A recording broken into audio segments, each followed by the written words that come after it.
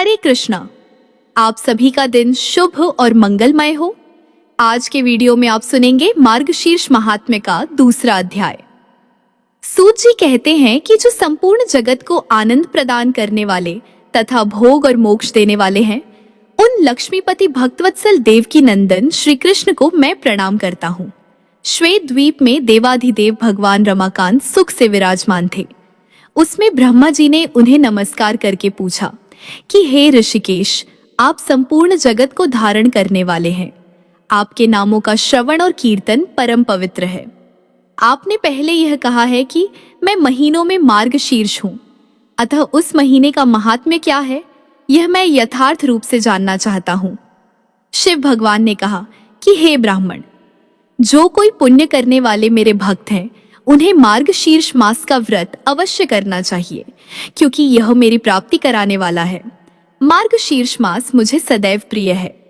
जो मनुष्य प्रातःकाल उठकर मार्गशीर्ष में विधि पूर्वक स्नान करता है, उस पर संतुष्ट होकर मैं अपने आप को भी उसे समर्पित कर देता हूँ।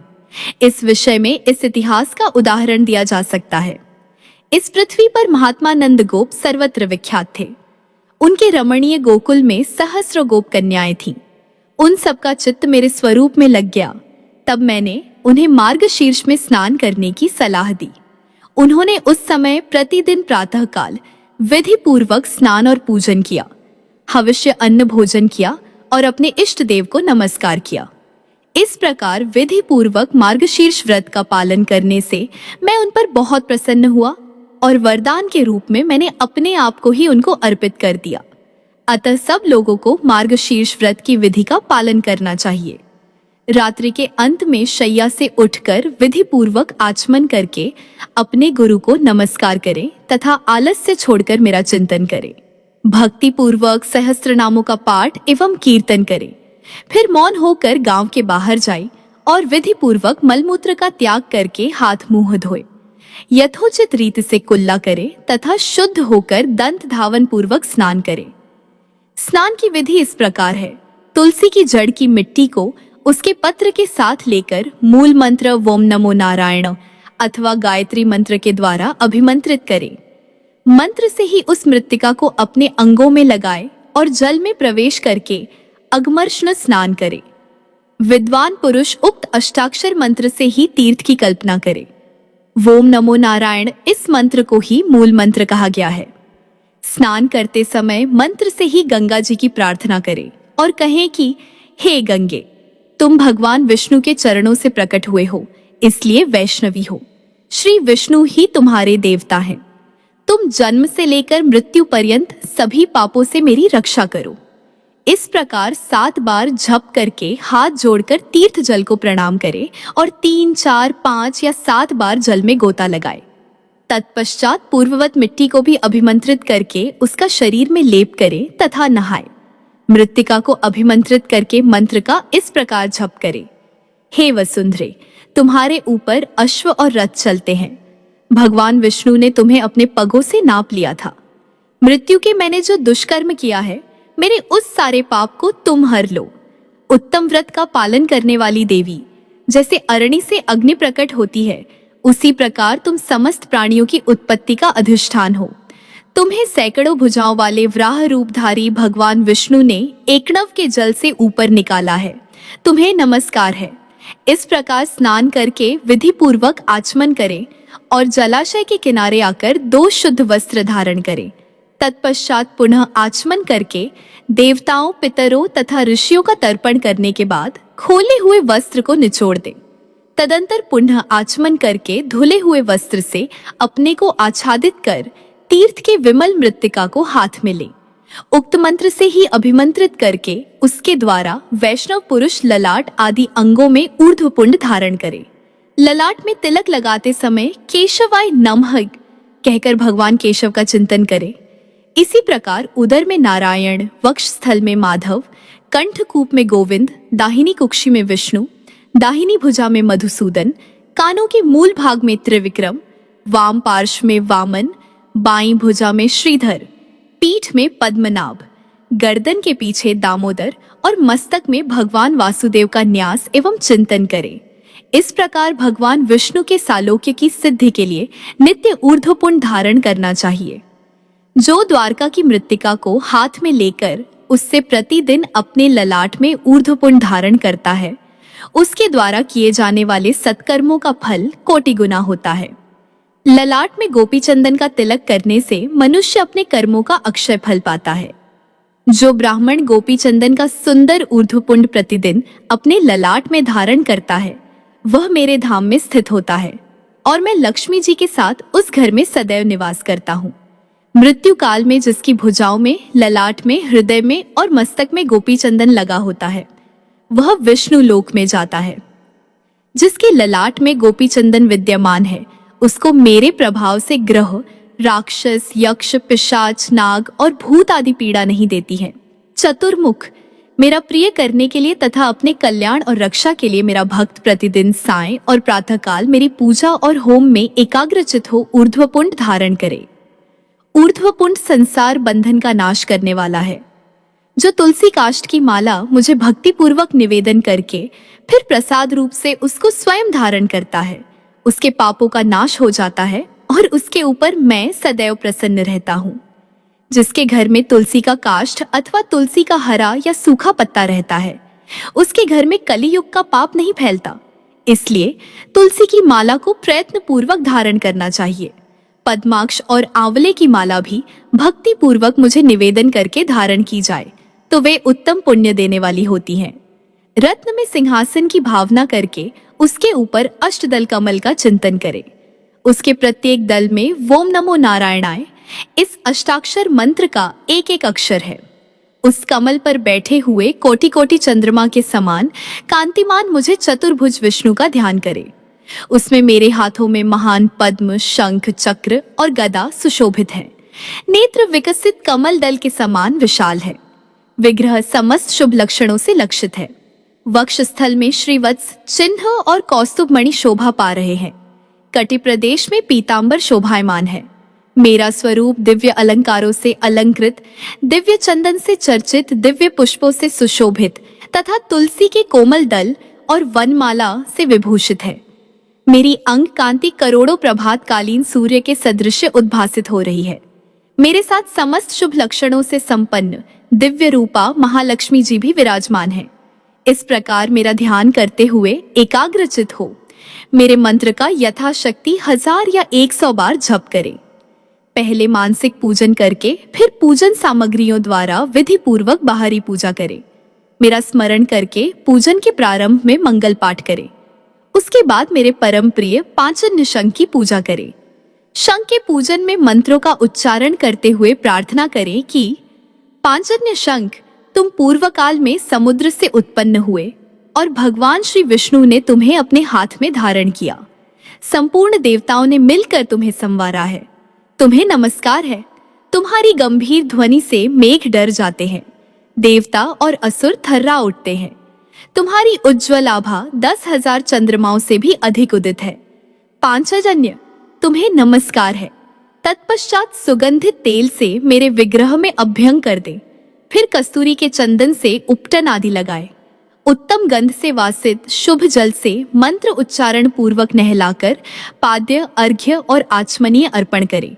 उसके बाद अन्य सब उपचारों को भी क्रमशः छड़ावे। पीठ को दिव्य वस्त्र और आभूषणों से अलंकृत करके पुष्पों से उसकी पूजा करें। उसके ऊपर मेरे विग्रह को पधरा कर श्रद्धा पूर्वक मेरे लिए वस्त्र, अलंकार और गंध आदि निवेदन करें। खीर तथा पुआ आदि के साथ नाना प्रकार का नैवेद्य भोग लगाए। फिर भक्ति पूर्वक कर्पूर युक्त तांबूल भेंट करें। उत्तम गंध वाले पुष्पों को भक्ति भाव से निवेदन करें। दशांग अथवा अष्टांग धूप देकर अतिशय सुंदर दीप जलाकर रखें। प्रणाम करके आदर पूर्वक स्तुति करें। तदंतर पलंग पर सुलाकर मंगल अर्घ निवेदन करें। द्वादशी अथवा पूर्णिमा को यदि गाय के दूध से मुझे स्नान कराया जाए तो वे बड़े बड़े पापों का नाश करने वाला है। जो मनुष्य मार्गशीर्ष मास में मुझको मधु और शक्कर से स्नान कराता है, वह स्वर्ग से इस लोक में लौटने पर राजा होता है।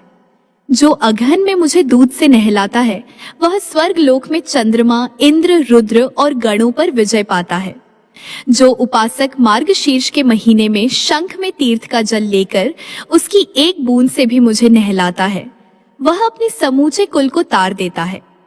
जो अगहन मास में भक्ति पूर्वक शंख ध्वनि करके मुझे स्नान कराता है, उसके पितृ स्वर्ग लोक में प्रतिष्ठित होते हैं। जो शंख में जल लेकर एवं नमो नारायणाय का उच्चारण करते हुए मुझे नहलाता है, वे संपूर्ण पापों से मुक्त हो जाता है। नदी, तड़ाग, बावड़ी और कूप आदि का जो जल शंख में रखा जाता है, वे सब गंगा जल के समान हो जाता है।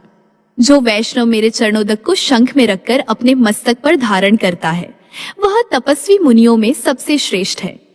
तीनों लोकों में जितने तीर्थ हैं, वे सब मेरी आज्ञा से शंख में निवास करते हैं, इसलिए शंख श्रेष्ठ माना गया है। जो शंख में फूल, जल और अक्षत रखकर मुझे अर्घ देता है, उसे अनंत पुण्य की प्राप्ति होती है। जो वैष्णव मेरे मस्तक पर शंख का जल घुमाकर उसे अपने घर को सींचता है, उसके घर में कोई अशुभ नहीं होता। बाजों के उच्च स्वर और गीत कीर्तन आदि के मंगलमय शब्दों के साथ जो भक्ति पूर्वक मुझे स्नान कराता है, वह जीवन मुक्त हो जाता है। घंटा सर्व वाद्यों में है, मुझे सर्वदा प्रिय है। मेरी पूजा के समय उसे बजाने से मनुष्य 100 कोटि यज्ञों का फल पाता है। घंटानाद सदा ही करने योग्य है। विशेषतः मेरी पूजा के समय घंटा अवश्य बजाना चाहिए। मृदंग और शंख की ध्वनि तथा प्रणव के उच्चारण के साथ किया हुआ मेरा पूजन मनुष्य को सदैव मोक्ष प्रदान करने वाला है। मेरे पूजन के समय जो घंटानाद करता है, उसके 100 जन्मों के पाप तत्काल नष्ट हो जाते हैं। जो मनुष्य गरुड़ की पीठ पर लक्ष्मी के साथ बैठे हुए मुंह शंख, चक्र, गदा और पद्मधारी विष्णु की पूजा करते हैं, वे मेरे धाम को प्राप्त करते हैं। मेरे समीप गीत, कीर्तन और नृत्य करके मनुष्य अपने पितरों का उद्धार करता है। जो गरुड़ चिन्ह से युक्त घंटा हाथ में लेकर धूप, आरती, स्नान, पूजा और विलेपन के समय मेरे आगे प्रतिदिन बजाता है, वह प्रत्येक उपचार में बजाने के बदले 100 से 100 चंद्रायण से प्राप्त होने वाले फल को पाता है। जो तुलसी काष्ठ का घिसा हुआ चंदन मुझे अर्पण करता है, उसके 100 जन्मों के समस्त पातकों को मैं भस्म कर देता हूँ। जो कली युग के मार्गशीर्ष मास में मुझे तुलसी काष्ठ का चंदन देते हैं, वे निश्चय कृतार्थ हो जाते हैं। जो शंख में चंदन रखकर मार्गशीर्ष मास में मेरे अंगों में लगाता है, उसके ऊपर मैं विशेष प्रेम करता हूँ। जो अगहन में तुलसी दल और आंवलों से भक्ति पूर्वक मेरी सेवा करता है, वे मनोवांछित फल को पाता है। बेला, चमेली, जूही, माधवीलता, कनेर, जंती, विजया, चमेली के गुच्छे, कर्णिकार, कुरिया, चंपक, चातक, कुंद, करचूर, मल्लिका, अशोक तिलक और अपरयूथिका इत्यादि फूल मेरी पूजा के लिए उत्तम होते हैं। केतकी का पत्ता और पुष्प, भृंगराज, तुलसी का पत्ता और फूल, यह सब मुझे शीघ्र प्रसन्न करते हैं। लाल, नील और सफेद कमल मार्गशीर्ष मास में मुझे अत्यंत प्रिय है। मेरी पूजा के लिए वे ही फूल उत्तम माने गए हैं जो सुंदर रंग वाले होने के साथ ही सरस और सुगंधित हों। बेल पत्र, शमी पत्र, भृंगराज पत्र और आमल की पत्र, यह मेरे पूजन के लिए शुभ है। वन अथवा पर्वत में उत्पन्न होने वाले फूल और पत्र यदि तुरंत के तोड़े हुए, शीघ्र रहित और कीट वर्जित हों, तो उन्हें जल से धोकर उनके द्वारा मेरी पूजा करनी चाहिए। बगीचे में खिलने वाले फूलों से भी मेरी पूजा की जा सकती है। जिन वृक्षों के फूल मेरी पूजा के लिए उत्तम माने गए हैं, उनके पत्ते भी उत्तम हैं। फूलों और पत्तों के अभाव में उनके फल भी चढ़ाए जा सकते हैं। इन पत्तों, फलों और फूलों से जो अगहन में मेरी पूजा करता है, उस पर प्रसन्न होकर मैं अपनी भक्ति देता हूँ। जो मनुष्य तुलसी की मंजरी से मेरी पूजा करता है, वे मोक्ष का भागी होता है। जो तुलसी का पौधा लगाकर उसके पत्तों से मेरी पूजा करता है, मेरे निवास स्थान श्वेत दीप में आनंद का अनुभव करता है। जो तुलसी दल से प्रतिदिन मुझे लक्ष्मीपति की पूजा करता है, उसके महापातक भी नष्ट होते हैं। बासी फूल या बासी जल पूजा के लिए वर्जित है, परंतु तुलसी दल और गंगा जल बासी होने पर भी वर्जित नहीं। बेल पत्र, शमी पत्र, चमेली पत्र और कमल तथा कौस्तुभ मणि से भी तुलसी दल मुझे अधिक प्रिय है। जिसके पत्ते कटे न हो और जो मंजरी के साथ हो, ऐसी तुलसी मुझे लक्ष्मी के समान प्रिय है। जैसे कृष्ण और शुक्ल दोनों पक्षों की एकादशी मुझे प्रिय है, उसी प्रकार गौर और कृष्ण दोनों प्रकार की तुलसी मुझे प्रिय है।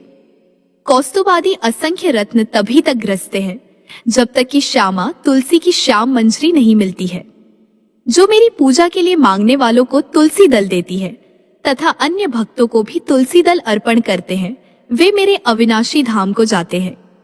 जो काले अंगूरों के बने हुए धूप से मेरे मंदिर को सुवासित करता है, वे वैष्णव नरक समूह से मुक्त हो जाता है। अगहन में भैंस का घी और शक्कर मिलाकर जो मुझे धूप देता है, उसकी अभिलाषा को मैं पूर्ण करता हूँ। अगु का धूप देह और गेह दोनों को पवित्र करता है। राल का बना हुआ धूप यक्षों का राक्षसों का नाश करता है। चमेली का फूल, इलायची, गुग्गल, हरे, कूट, राल, गुड़, छड़, छरीला और वज्रनखी नामक गंध द्रव्य, इनके साथ धूप का संयोग होने से इन सबको दशांग धूप कहते हैं।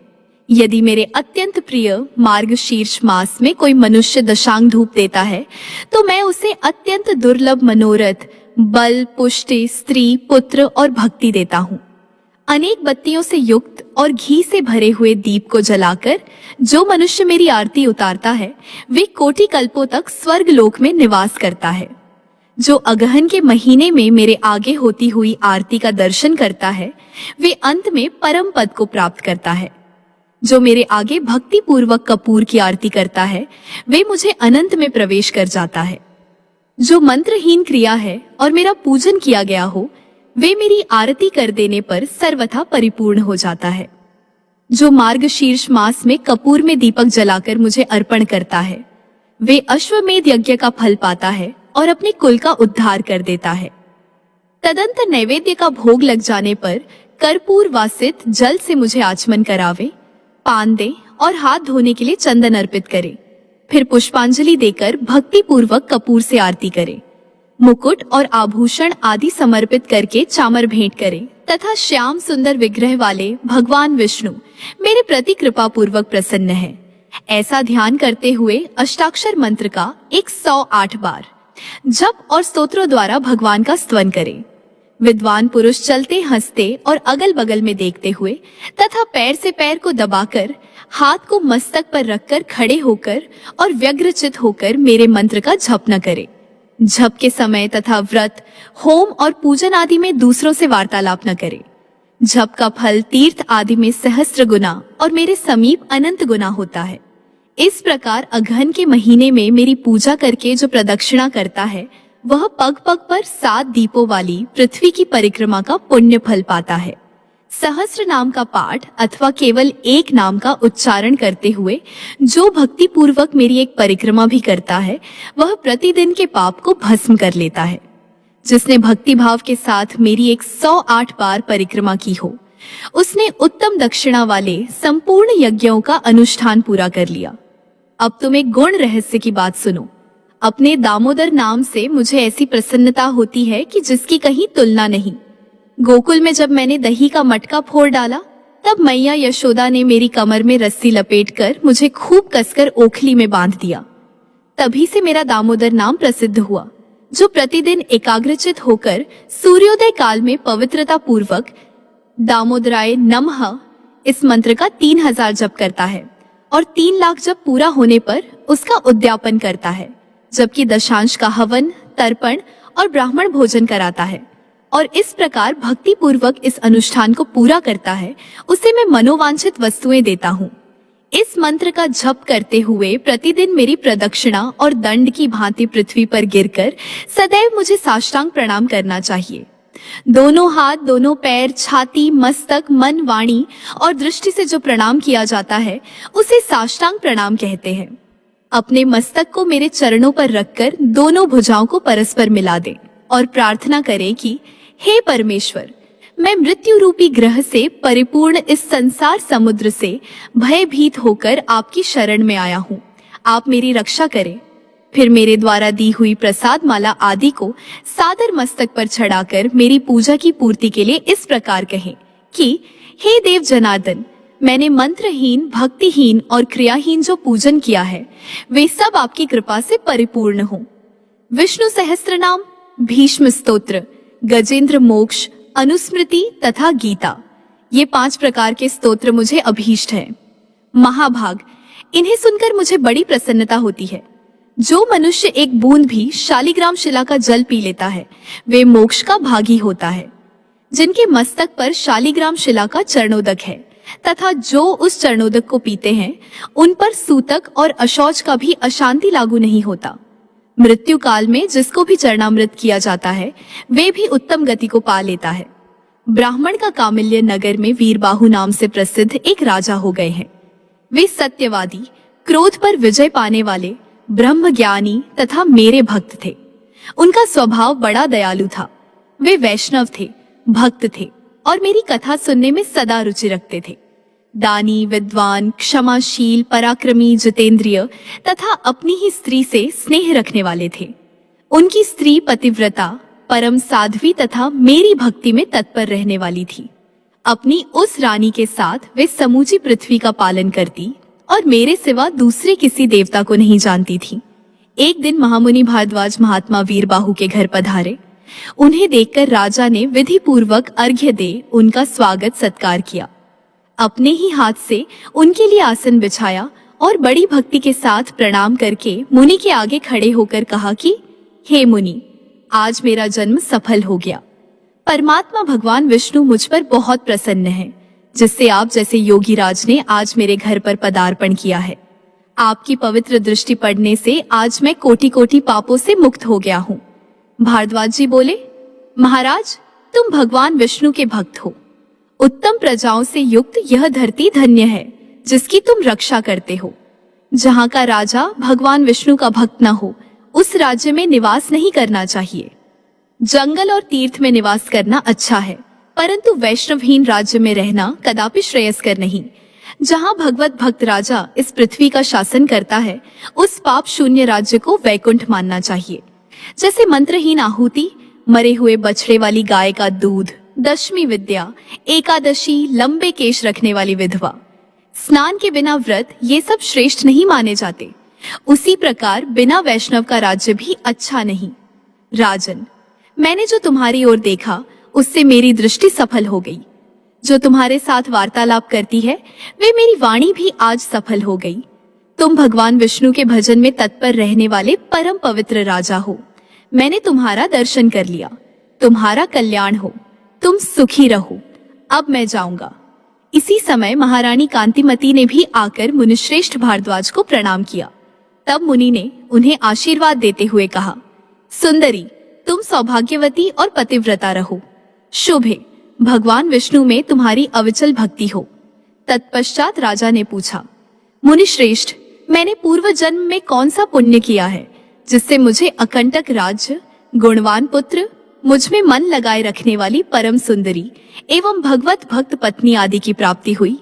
मुनि, मैं कौन था और यह मेरी स्त्री कौन थी? भारद्वाज जी ने कहा, राजन, तुम पूर्व जन्म में जीव हिंसा परायण शूद्र थे। नास्तिक, दुराचारी, परस्त्रीगामी, कृतघ्न, उद्दंड और सदाचार शून्य थे। परंतु तुम्हारी जो यह स्त्री है वे पूर्व जन्म में भी तुम्हारी ही पत्नी थी।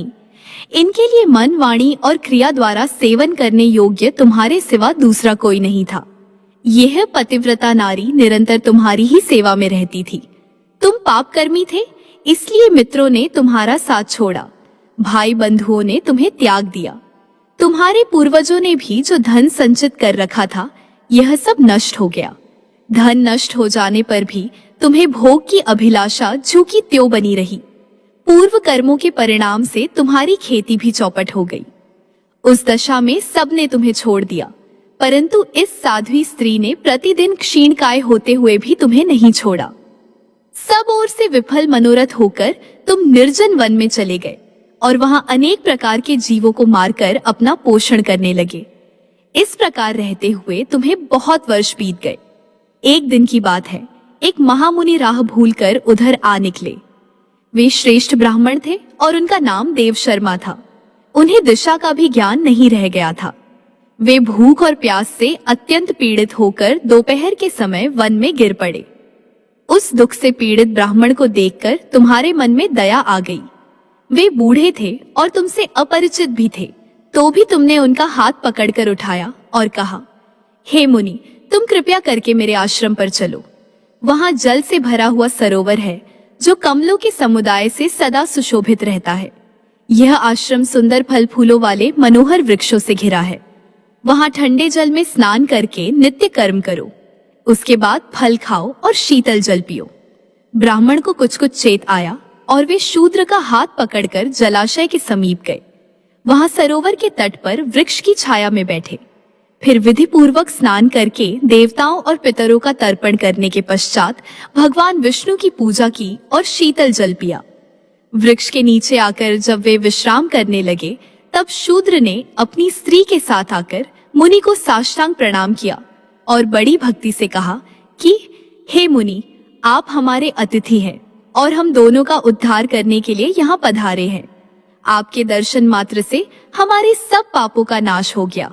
यह कहकर उसने अपनी स्त्री से कहा, प्रिय, इन ब्राह्मण देवता के लिए तुम स्वादिष्ट, कोमल, सरस, पके हुए तथा प्रिय लगने वाले फल अर्पण करो।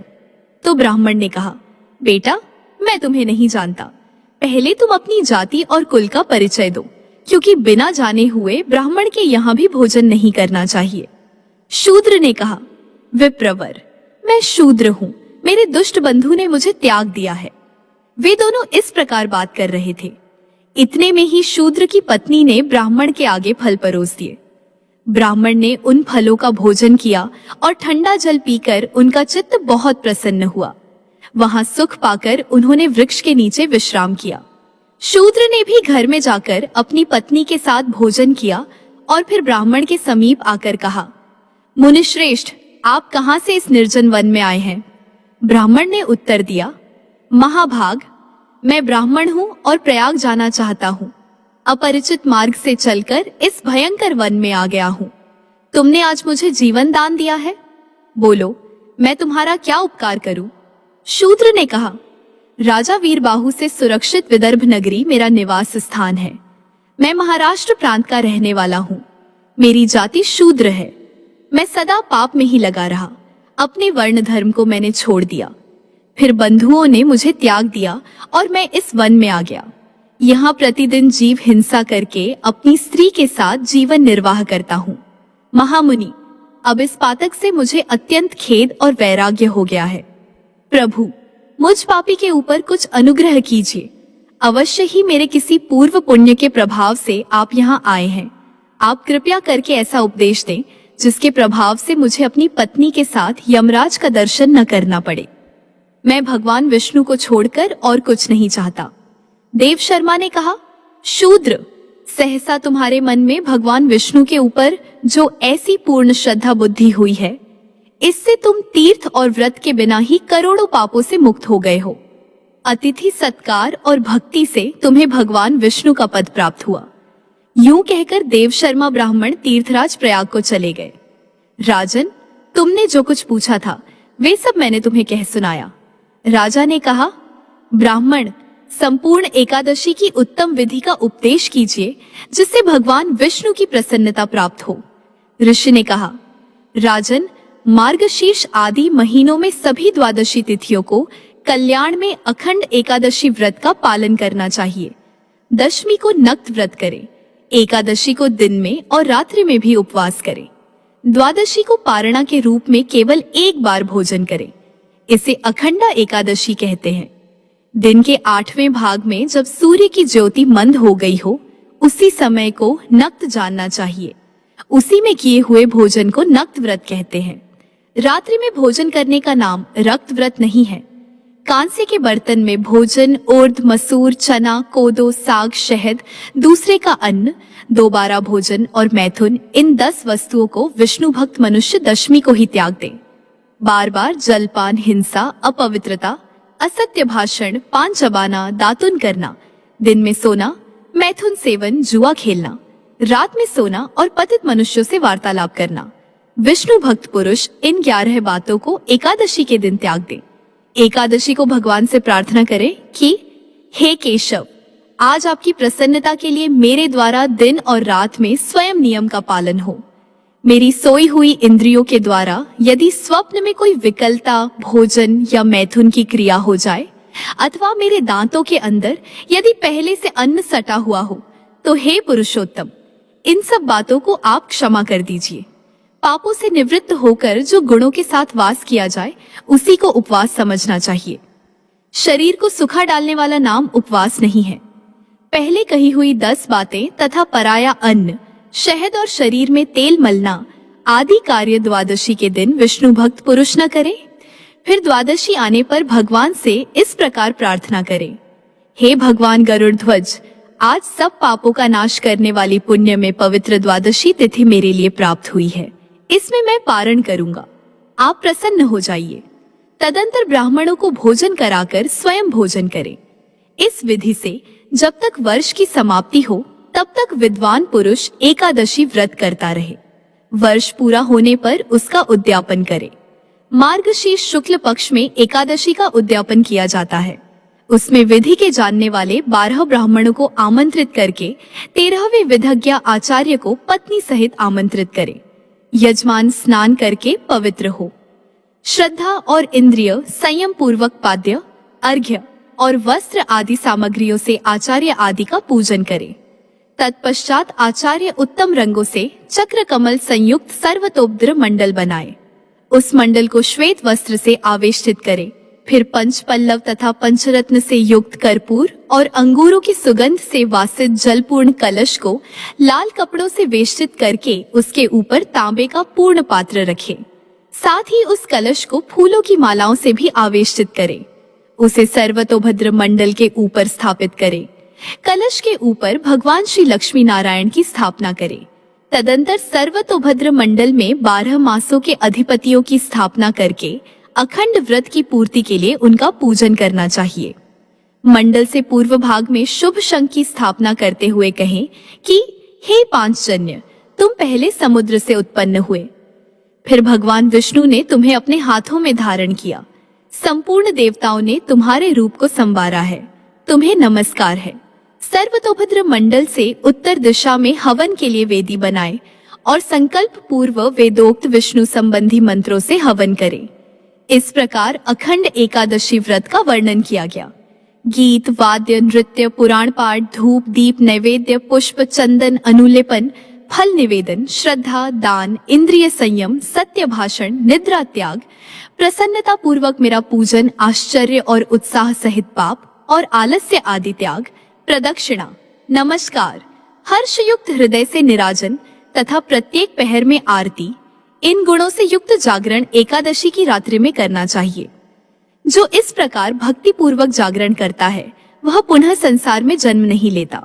यदि कोई कथावाचक मिले तो एकादशी के जागरण में पहले पुराण पाठ की व्यवस्था करनी चाहिए। जो अखंड एकादशी के दिन रात में मेरे लिए जागरण करते हैं उनके बीच में मैं प्रसन्न होकर नृत्य करता हूँ।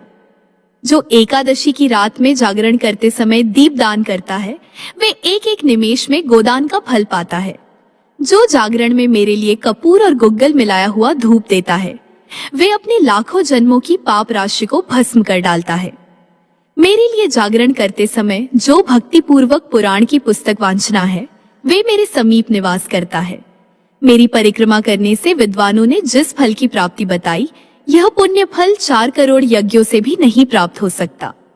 जो जागरण काल में मेरे बाल चरित्रों का पाठ करता है वे कोटि सहस्त्र युगों तक श्वेत दीप में निवास करता है। जो रात्रि में गीता और श्री विष्णु सहस्त्र नाम का पाठ करता है उसके साथ जागरण करने से वेद और पुराणों में बताए हुए सभी पुण्य फलों को पाता है। जो मन, वाणी और क्रिया द्वारा जागरण करते हैं उनकी मेरे लोक में किसी प्रकार की पुनरावृत्ति नहीं होती। वह पुत्रों के उत्पन्न होने से क्या लाभ। एक ही गुणवान एवं भक्त पुत्र हो तो एकादशी के जागरण से समस्त पूर्वजों को तार दे। जो मेरे द्वारा कहे हुए जागरण के महात्म्य को भक्ति पूर्वक पढ़ता है वे 100 पीढ़ियों का उद्धार करता है।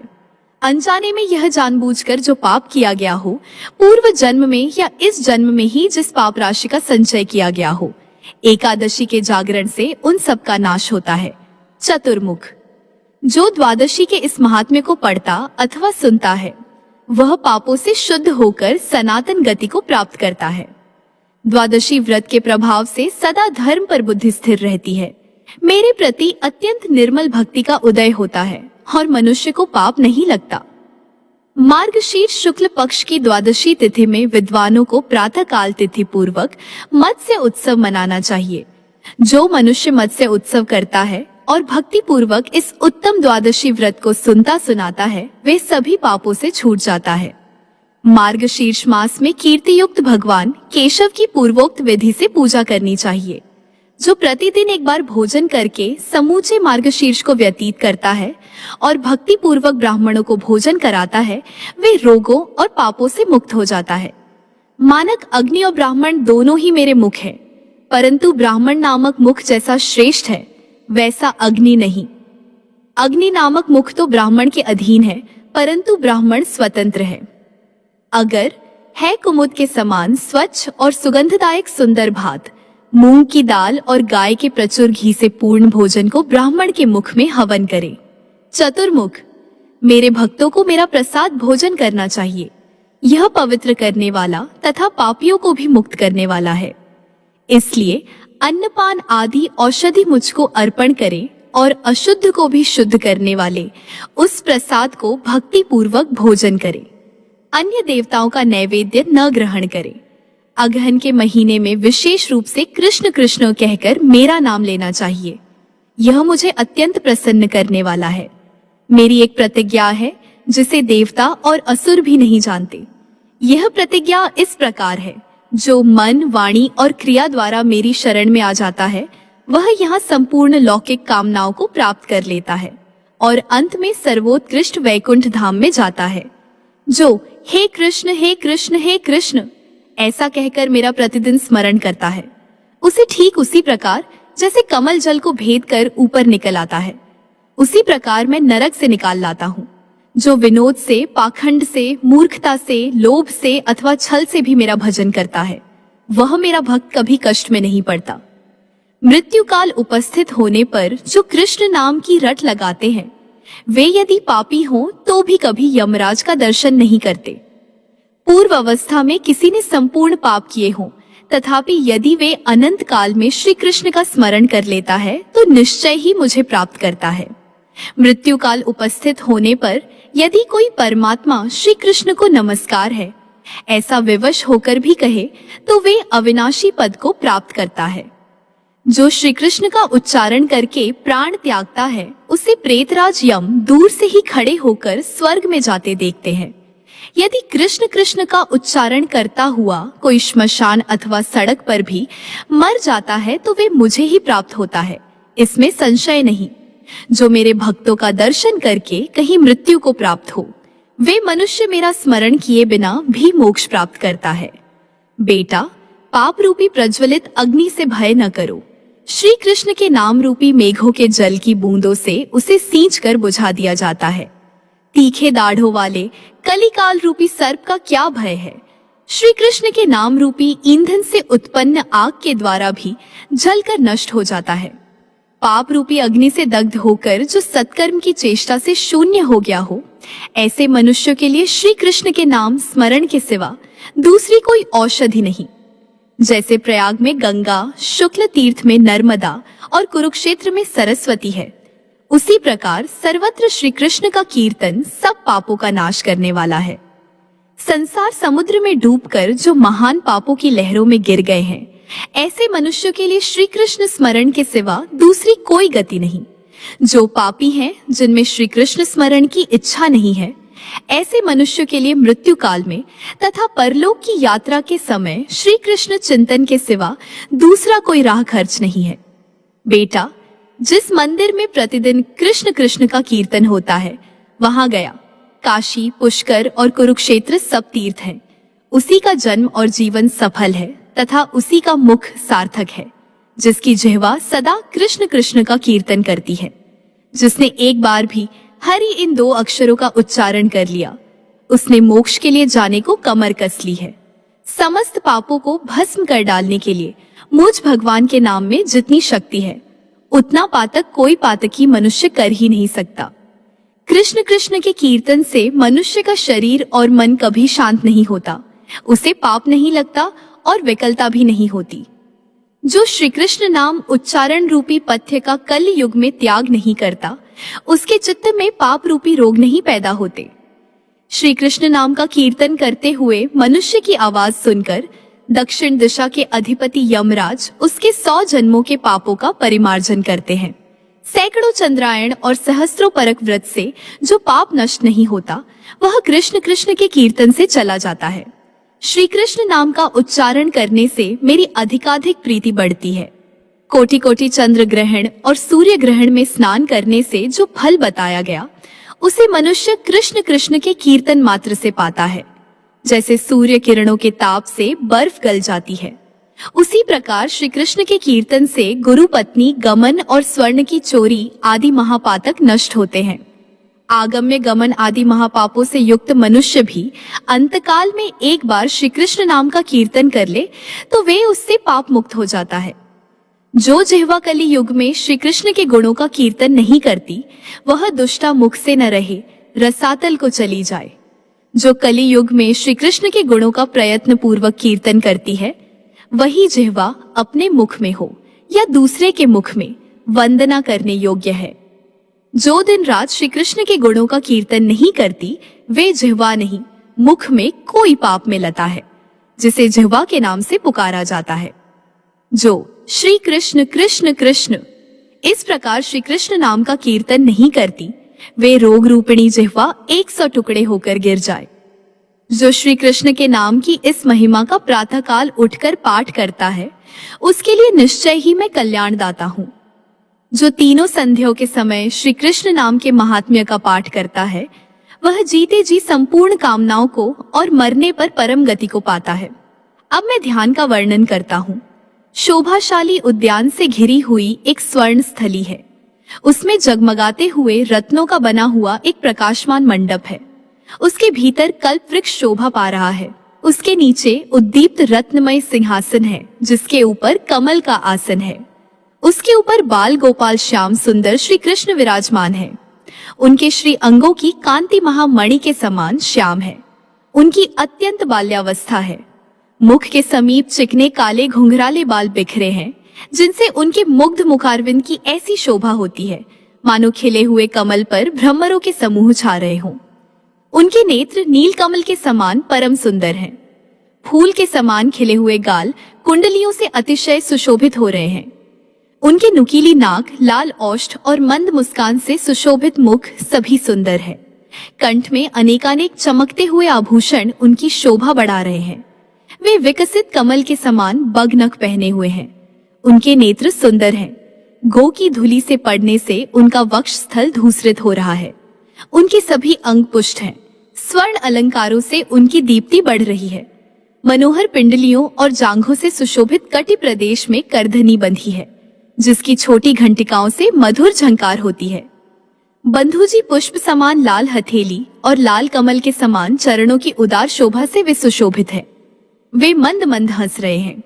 उनके दाहिने हाथ में खीर है और बाएं हाथ में वे तुरंत का निकाला हुआ शुद्ध माखन लिए हुए हैं। गाय और गोपियां उन्हें घेर कर बैठी हैं। इंद्र आदि देवता भी उनके चरणों में मस्तक झुकाते हैं। शेष नाग और वज्र आदि से उपलक्षित उन देवाधिदेव भगवान श्री कृष्ण का चिंतन करके भक्ति भाव से नम्र होकर प्रातः काल उनकी पूजा करें और माखन, मिश्री, दही, दूध एवं कमल आदि अर्पण करके उन्हें प्रसन्न करे। जो मनुष्य प्रतिदिन प्रातःकाल आस्तिक भाव से युक्त होकर सदा इसी प्रकार भगवान श्री कृष्ण का पूजन करता है, वे शीघ्र ही इस लोक में समग्र लक्ष्मी को प्राप्त करता है और मृत्यु के पश्चात शुद्ध परम धाम में गमन करता है। उनका लोक मनोहर मंत्र पहले ही बताया गया। उसका नाम है श्री दामोदर मंत्र। इस मंत्र राज का उपदेश किसी अयोग्य व्यक्ति को नहीं देना चाहिए। यह शीघ्र सिद्ध प्रदान करने वाला एक रहस्य है, इसलिए यत्न पूर्वक इसकी रक्षा करनी चाहिए।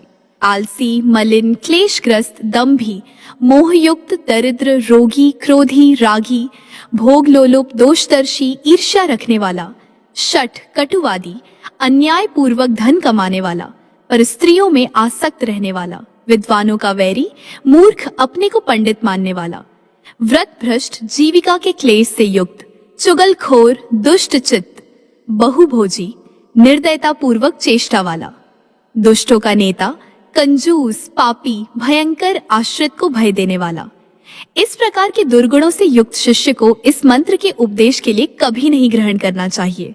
यदि कोई ग्रहण करता है तो शिष्य का दोष प्रायः गुरु से भी आ जाता है। मंत्री का दोष राजा में, स्त्री का दोष पति में और शिष्य का दोष गुरु में आता है, इसमें कोई संदेह नहीं। इसलिए गुरु को चाहिए कि वे सदा शिष्य की परीक्षा लेकर ही उसे ग्रहण करें। जो मन, वाणी और शरीर से गुरु की सेवा में तत्पर रहता है, जिसमें चोरी की वृत्ति का सर्वथा अभाव है, जो आस्तिक होने के साथ ही मोक्ष के लिए उद्योगशील है, ब्रह्मचर्य का पालन करता हो, सदा दृढ़ता पूर्वक व्रत में स्थित रहता हो, जिसके पाप में प्रवृत्ति न हो, जिसका चित्त प्रसन्न और अंतःकरण निर्मल हो, जिसमें छलता का अभाव हो, जो शुद्ध, परोपकारी और सर्वार्थ कामना से रहित हो, अपने तन, मन और धन से गुरु को संतुष्ट रखने वाला हो, आश्रित जनों को प्रसन्न रखने वाला और पवित्र हो, ऐसे ही शिष्य को मंत्र का उपदेश दें, अन्यथा नहीं। अब गुरु का लक्षण बताता हूँ। जिसका चित्त सम और शांत हो, जो क्रोध रहित, सब लोगों का सुहृद, साधु महात्मा, लोक में सब पर समान दृष्टि रखने वाला हो, वही गुरु कहा गया है। जो सदा मेरे व्रत को धारण करता है, वैष्णवगण जिसे सम्मान की दृष्टि से देखते हैं, जो मेरी कथा वार्ता में अनुरक्त और मेरे उत्सवों में संलग्नित रहता है, जो दया सागर, पूर्ण काम, सर्वोन्मुख, परोपकारी और सबसे निःसिद्ध, सर्वविद, समस्त संशयों का निवारण करने वाला और आलस्य रहित है, जो सब कालों का ज्ञाता है तथा सब पर अनुग्रह रखता है, ऐसा आदरणीय ब्राह्मण गुरु कहा गया है। पूर्वोक्त लक्षणों से युक्त शिष्य ऐसे गुरु से मेरी प्राप्ति कराने वाले मार्गशीर्ष मास में उक्त दामोदर मंत्र का उपदेश ग्रहण करे। विद्वान पुरुष को चाहिए कि वे वैष्णवों के व्रतों का स्वीकार करें। जो मुझे प्रिय लगने वाले परमोत्तम श्रीमद् भागवत पुराण का पाठ करता है, उसे प्रत्येक अक्षर पर कपिला गो के दान का फल मिलता है।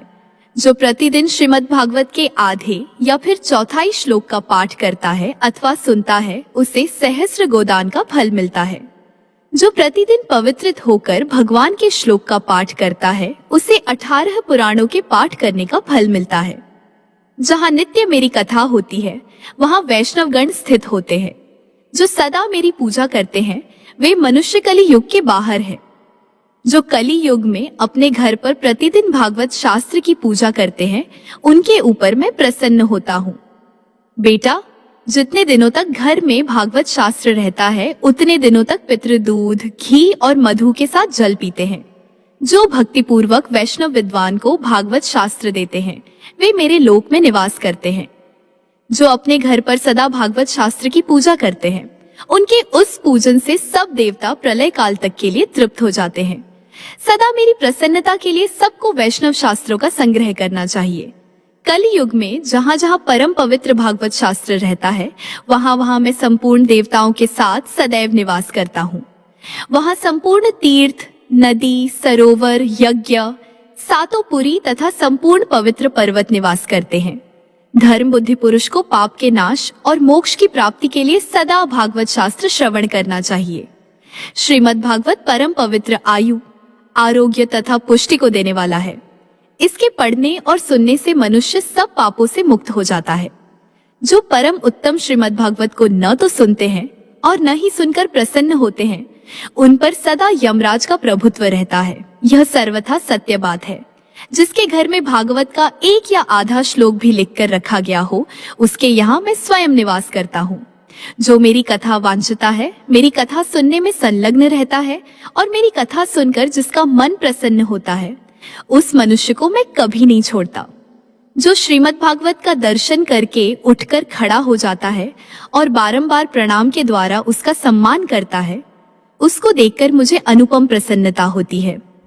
जो दूर से भागवत शास्त्र को देखकर उसके सामने जाता है, उसे पग पग पर अश्वमेध यज्ञ का फल मिल जाता है, इसमें संदेह नहीं। जो श्रीमद् भागवत को सुनते हैं, मैं उनके वश में होता हूँ। जो वस्त्र, आभूषण, पुष्प, धूप, दीप और नाना प्रकार के उपहारों के साथ भक्ति पूर्वक मेरी प्रसन्नता के लिए श्रीमद् भागवत सुनते हैं, वे मुझे वश में कर लेती हैं। ठीक उसी तरह जैसे साध्वी स्त्री अपने श्रेष्ठ पति को वश में कर लेती है। मथुरा नाम से विख्यात जो मेरा उत्तम क्षेत्र है, वे मेरी परम प्रिय, प्रशस्त एवं रमणीय जन्मभूमि है। मथुरा में जहाँ कहीं भी मनुष्य स्नान करता है, घोर पाप से मुक्त होता है। सब धर्मों से रहित दुष्ट आत्मा पुरुषों के लिए पाप नाशिनी मथुरा नरक की पीड़ा को दूर करने वाली है। कृतघ्न, शराबी, चोर तथा प्रतिज्ञा भंग करने वाले मनुष्य मथुरा में जाकर घोर पाप से मुक्त हो जाते हैं। जो किसी दूसरे प्रसंग से अथवा व्यापार या नौकरी के लिए भी जाते हैं, वे भी मथुरा में स्नान करने मात्र से पाप रहित होकर स्वर्ग लोक में जाते हैं।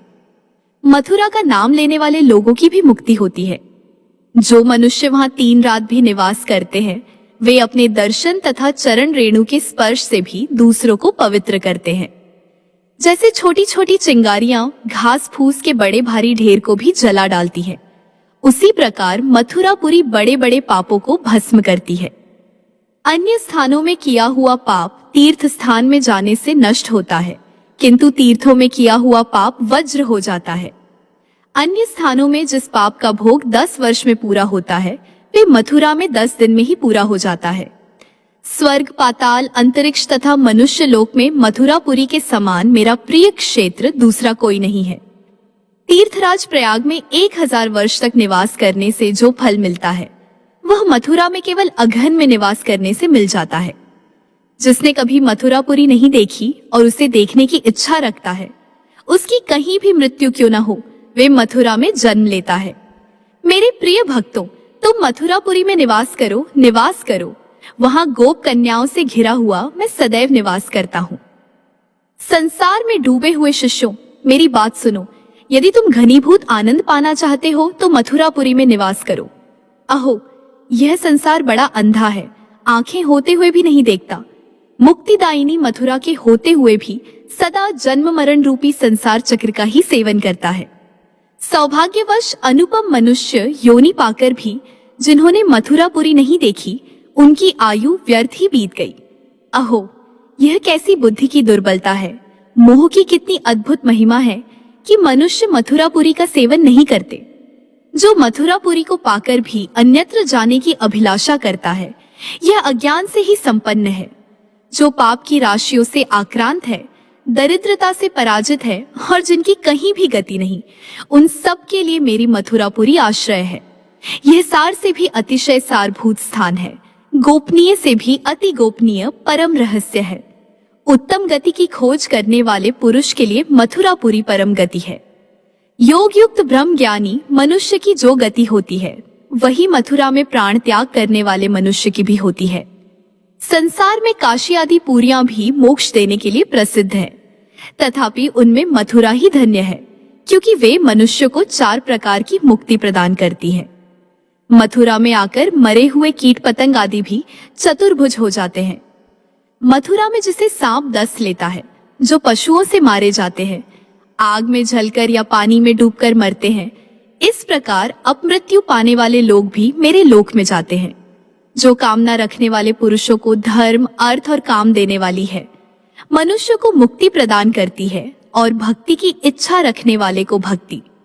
उस मथुरा का कौन विद्वान पुरुष आश्रय नहीं लेगा। ऐसी महिमा में मथुरा मार्गशीर्ष मास में सेवन करने योग्य है। मार्गशीर्ष मास में जो पूर्णिमा होती है, उसमें जो पुण्य किया जाता है, वह मुझे अधिक प्रसन्न करने वाला होता है। पुष्कर और मथुरा में पूर्णिमा तिथि को स्नान अवश्य करना चाहिए। मार्गशीर्ष की पूर्णिमा अनंत फल देने वाली है, अतः सब प्रकार के प्रयत्नों से उसका आदर करना चाहिए। जो भक्ति पूर्वक मेरे परम प्रिय मार्गशीर्ष मास का व्रत करता है, वह पुत्र रहित हो तो पुत्र पाता है, निर्धन हो तो उसे धन मिलता है, विद्यार्थी हो तो विद्या और रूपार्थी हो तो रूप प्राप्त करता है। ब्राह्मण ब्रह्म तेज को पाता है, क्षत्रिय विजयी होता है, वैश्य खजाने का मालिक होता है और शूद्र पाप से शुद्ध होता है। तीनों लोकों में जो दुर्लभ वस्तु है, वे सब मनुष्य मार्गशीर्ष मास में स्नान एवं व्रत करने से पा लेता है। मुझको वश में करने वाली उत्तम भक्ति सर्वथा दुर्लभ है, वह भी इस मार्गशीर्ष मास महात्म्य का श्रवण करने पर प्राप्त हो जाती है। जय श्री दामोदर, जय श्री कृष्ण, हरे मुरारी।